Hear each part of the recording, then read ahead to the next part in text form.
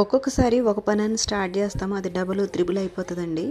ఈ షర్టు వరదల్లో మునిగిపోయింది, వైట్ కలర్ షర్టు. అయితే వరద తగ్గినాక చూస్తే కొత్తదండి, పాడవలేదు పెద్దగా. కాకపోతే అక్కడక్కడ బురద మరకల వల్ల ఆ మరకలు పోవట్లా. దానికోసం డై చేయించాను. బురద ఏ రంగులో ఉందో అదే రంగులో డై చేయించా.